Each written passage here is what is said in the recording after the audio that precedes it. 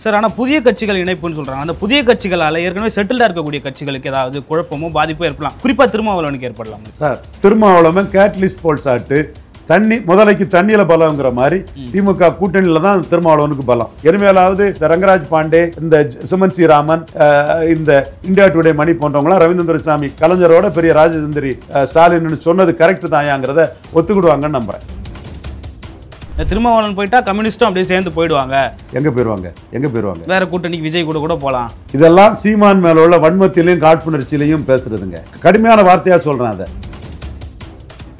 உனக்கு ஏன் குடல் காயுது, கும்பி எரியுது, தீல மீச்ச மாதிரி அவ்வா வாணி கதற சீமான் 214 நிப்பன்னு சொல்லியாச்சு. ஏபிசிடி எதிர்த்து நான் ஹீரோ வீரண்டா 4 வரையும் எடுத்து அடிப்பேன். மத்தியில் ஆண்ட பாஜகவையும், மத்தியில் ஆளுகிற பாஜகவையும், ஆண்ட காங்கிரஸையும், தமிழ்நாட்டில் ஆண்ட அதிமுகவையும், ஆளுகிற திமுகவையும் எதிர்த்து அடிப்பன்னு வீரனா நிற்கிறான். இஷ்யூஸ்ல தெளிவு இல்ல. ஒரு 10 இஷ்யூஸ் சீமான் தெளிவா நிக்கிறதுல விஜய்க்கு கிளாரிட்டி இல்லங்கிறத ரங்கராஜ் பாண்டே அறிவு நாணயம் இருந்தா வீடியோ போடுவாரா? சாணக்கியாவில் அறிவு நாணயம் கிடையாது. Intellectual dishonest. சார், அமித்ஷா அவர்களும் விஜய் குறித்து கேட்குறப்போ அவர் சொல்லியிருந்தாரு, தேர்தலுக்கு இன்னும் பல நாட்கள் இருக்கு, அது குறித்து பேச. அப்போ விஜயும் ஆப்ஷனில் வச்சிருக்காங்களா? என்டிஏ சப்பார்டினேட்டா தானே போறாருங்க. ஆப்ஷனில் வச்சிருக்காங்களா சப்பார்டினேட்டா? ஐயோ, தமிழிசை பேசுறாங்க, நயினார் பேசுறாரு, அண்ணாமலை வாழ்த்து தெரிவிக்கிறாரு. பல நிரூபிக்காத விஜய்க்கு என்னன்னு கேட்ட ப்ரொஃபசர் சீனிவாசனே தலைமை விரும்புதுன்னு. ப்ரொஃபசர் சீனிவாசன் கொஞ்சம் விவரமான தலைவர் தான். அவரே சொல்றாருன்னா எக்ஸ்போஸ் பண்ணக்கு தான் இவங்களை மக்கள் மத்தியில் தமிழ் தேசியர்கள்ட்ட ரங்கராஜ் பாண்டே இவ்வளவு பொறாமையில புழுங்கி சாகுறாரு. அது காரணம் அவர் தமிழ் பிராமணர் அல்ல, பீகாரி பிராமணருங்கிறது காரணமா இருக்கலாம். எந்தெந்த வகையில தேமுதிக மேற்கு மண்டலத்தில் திமுகவுக்கு உதவ முடியும்னு ஸ்டாலினுக்கு தெரியும். வட மண்டலத்தில் எப்படி உதவ முடியும்னு தெரியும். தெலுங்கு தாய்மொழி மக்கள் மத்தியிலையும் அனைத்து ஜாதி ஏழை எளிய மக்கள் மத்தியிலையும் கேப்டன் விஜயகாந்துக்கு சிம்பதி என்னன்னு மு.க. ஸ்டாலினுக்கு தெரியும். ஸோ திமுக ஆப்ஷனை ஓப்பன் பண்ணிட்டாங்க. அதற்கு திருமாவளவனும் இவர் செல்வ பெருந்தையும் வரவேற்பை கொடுத்துட்டாங்க. ஒன்று. அடுத்து டாக்டர் ராமதாஸ் மோடியையும் புகழ்றாரு. ஆனால் பாஜக மாநில எலெக்ஷனில் பாஜக ப்ளஸ்ன்னு நினைக்கிறாங்கிறதுல அவர் ஸ்டாலினும் புகழ்றாரு. அவரை பொறுத்தளவில் உதயசூரியன்லேயே அவர் திமுகவோட கூட்டணிக்குள்ளே போனாலும் ஆச்சரியப்படுறதுக்கு இல்லை. அதை கொஞ்சம் அவசரப்பட்டு சொல்கிறேன்னு நினைக்காதீங்க. அவர் இப்போ ஸ்டாலினுக்கு எதிராக எதுவும் எழுத்து பேசலை. நான் தலைவரோட பேச்சில் இருந்து அதில் இன்டர்பிரட் பண்ணி அதில் டிரைவ் பண்ணி தான் சொல்கிறேன். இல்லை, மகன்னா ஸ்டாலின் மாதிரி தான் இருக்கணும்னு சொன்னார். எஸ், அன்புமணியை நான் சொல்ல மாட்டேன். அவர் 2016 ஸ்டாலினுக்கு எதிராக விழுந்த ஓட்டு தான் பாமக ஓட்டு. ஸ்டாலின் எதிர்ப்பு அரசியலை பண்ணணும், இது 10.5 வச்சு தனிச்சு நிற்கணும், அல்லது விஜய் கூட ஈக்குவல் ஃபுட்டிங்கில் கை குலுக்கணும், அல்லது எடப்பாடி கிட்ட நாம் இல்லைன்னா எடப்பாடி இங்கே களத்துக்குள்ளே நிற்க முடியாதுன்னு 35 சீட்டு ராஜ்யசபா வாங்கணும்னு அவரும் ராமதாஸ் மாதிரி ரஃப் அண்ட் டஃபா எடப்பாடிக்கு இங்கே வழியே இல்லை, வட தமிழகத்தில் 90 சீட்டில் எடப்பாடிக்கு கூட்டணிக்கு ஆள் இல்லாமல் பரிதாபத்தில் நிற்கிறாரு, அவர்கிட்ட 35 சீட்டு ராஜ்யசபான்னா அது ஒரு டிமாண்டாக வைக்கலாம். அல்லது வேறு ஆப்ஷன் 10.5 மையமாக வச்சு தனிச்சு போயிடலாம். அல்லது விஜய் கூட ஏதாவது 50-50 2.5 வருஷம் விஜய்க்கு 2.5 வருஷம் அன்புமணிக்குன்னு ஏதாவது மூவ் பண்ணலாமான்னு அவரும் பல ஆப்ஷனில் தான் அவர் இருக்காரு. அவர் திமுக பக்கம் இல்லை. இப்போ நான் சொல்லும் போதே இந்த நாடார்களுக்கு கலைஞருக்குள்ள எதிர்ப்பு இந்த நாடார்களுக்கு இல்லை. ஏன்னா முதல் அரசியல் சட்ட திருத்தத்தின் மூலவர் காமராஜ்ங்கிறத ஸ்டாலின் சொல்லிட்டார். அப்போ காமராஜால தான் வன்னியர் வாழ்வு பெற்றாங்க, முக்குலத்தோர் வாழ்வு பெற்றாங்க, நாடார்கள் வாழ்வு பெற்றாங்க, கொங்கு வேளாளர்கள் 74 வாழ்வு பெற்றாங்கன்னு ஆணித்தரமாக பேசலாம். ஒரு காமராஜ் மேலே ப்ரொஜெக்ட் பண்ணி பேசக்கூடியவங்க தரமாக பேசலாம். ஏன்னா லெட்டர் பேடை வச்சுக்கிட்டு வெறும் கருத்துருவாக்கம் பண்ண பெரியார் தான் முதல் அரசியல் சட்டத்தை திருத்தம் பண்ணினார். நான் அந்த பெரியாரை மதிக்கிறேன். அவர் பதவி எதிர்பார்க்காம அதை கருத்துருவாக்கம் பண்ணினாருங்கிறது உண்மை. ஆனால் காமராஜுக்கு அரசியல் அதிகாரம் தான் அதை செய்து கொடுத்ததுங்கிறது உண்மை. அது ஸ்டாலினுக்கு அரசியல் அதிகாரம் தான் எம்பிபிஎஸ் பிஜி டிகிரி MD/MSல 27% கொண்டு கொடுத்ததுங்கிற உண்மை. அதுக்கு யாதவர்களும் யூபி பீகாரில் ஸ்டாலினை போற்றி போடுறாங்கிறதும் உண்மை. ஜெயலலிதா அம்மையார் தான் 69% இன்னைக்கு நிலைநாட்டி கொடுத்தாங்கிற உண்மை. அதே மாதிரி காமராஜருக்கு அதிகாரம், நெஹ்ருவை காந்தியை எடுத்து போர் பொலிட்டிக்ஸ் பண்ணி காந்தியை மன்னிப்பு கேட்க வச்சவர், பட்டேலுக்கு எதிராக நெஹ்ருக்கு முழு துணையாக இருந்தவர் சொன்னதை நெஹ்ரு கேட்டாருங்கிறதான் ஸ்டாலின் உண்மையாக சொல்கிறாரு. இந்த உண்மையை கலைஞர் எந்த காலமும் சொன்னதில்லை. அப்போ கலைஞர் வேற, ஸ்டாலின் வேற.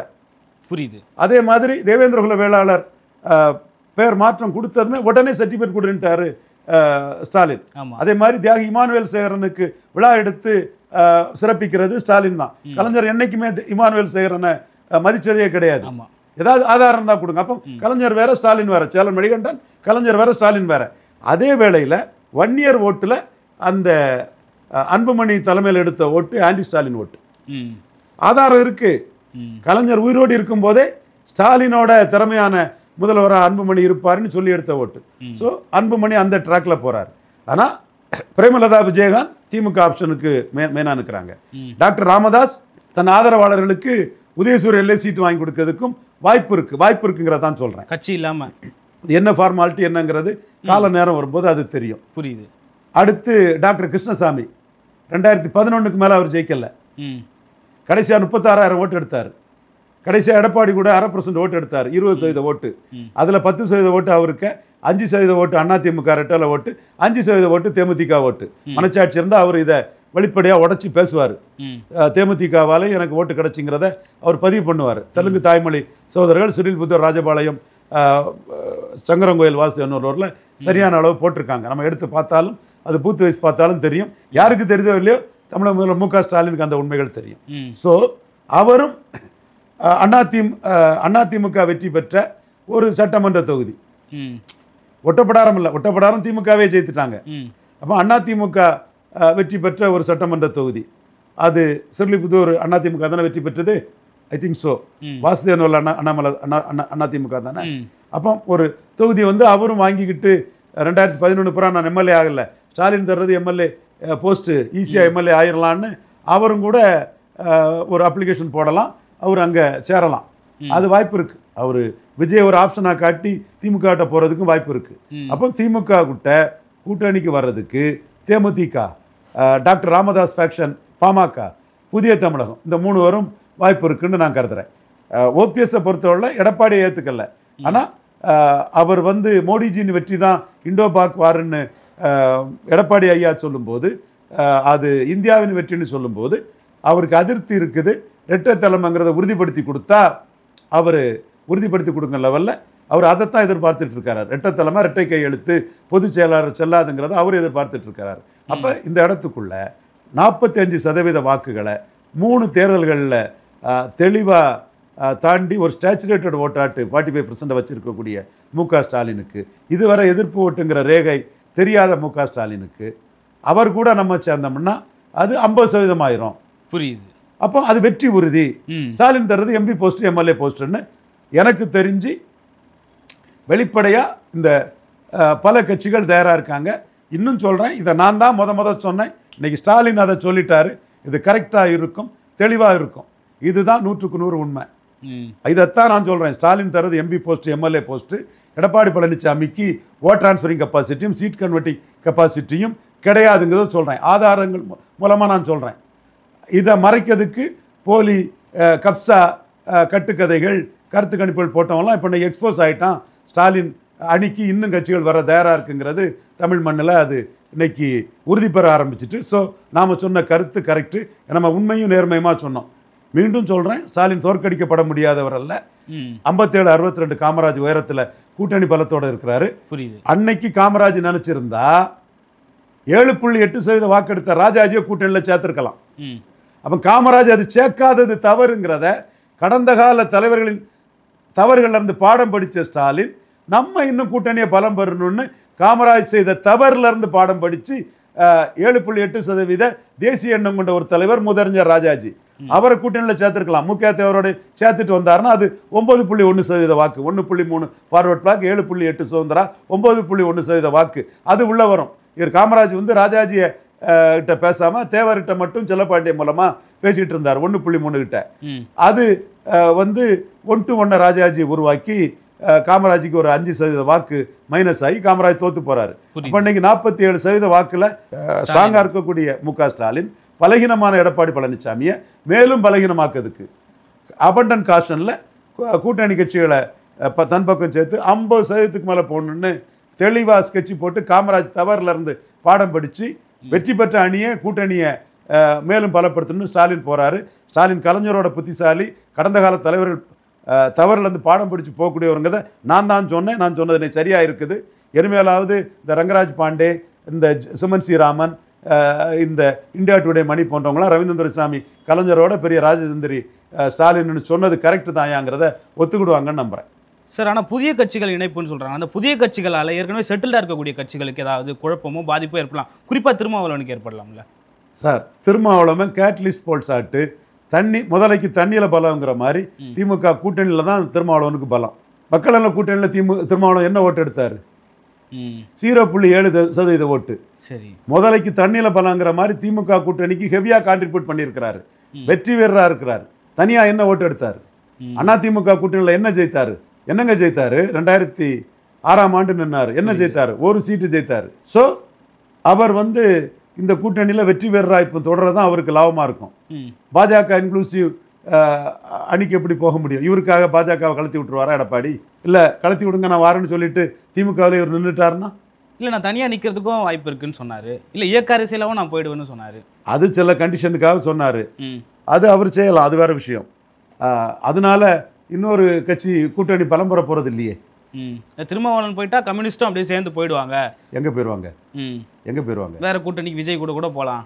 இதெல்லாம் சீமான் மேலே உள்ள வன்மத்திலையும் காழ்ப்புணர்ச்சியிலையும் பேசுறதுங்க. சரி, அதெல்லாம் நான் கடுமையான வார்த்தையாக சொல்கிறேன். அதை முதல்ல ஸ்டாலின் ஒரு அணியோட இன்டாக்டாக இருக்கிறாரு.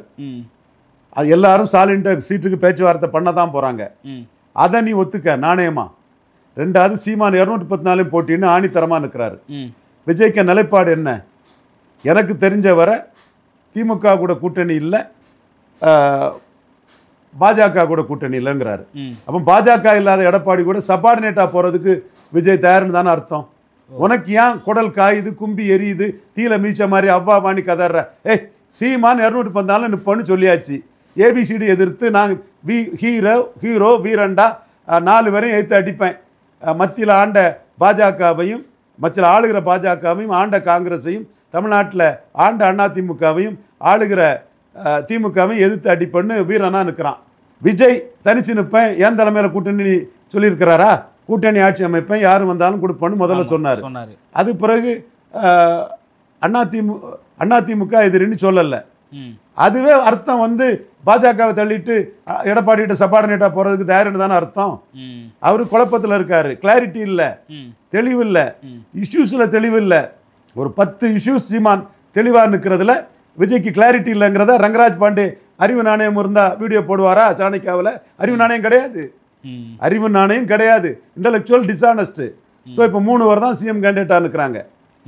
யாரு? சீமான், இபிஎஸ், ஸ்டாலின். சிஎம் ஸ்டாலின், எதிர்க்கட்சி தலைவர் இபிஎஸ், சீமான் 3 தான். விஜய் தன்னை சிஎம் கேண்டிடேட்டுன்னு சொல்லிட்டு அது பிறகு விஜய் பற்றி பேசுவோம்.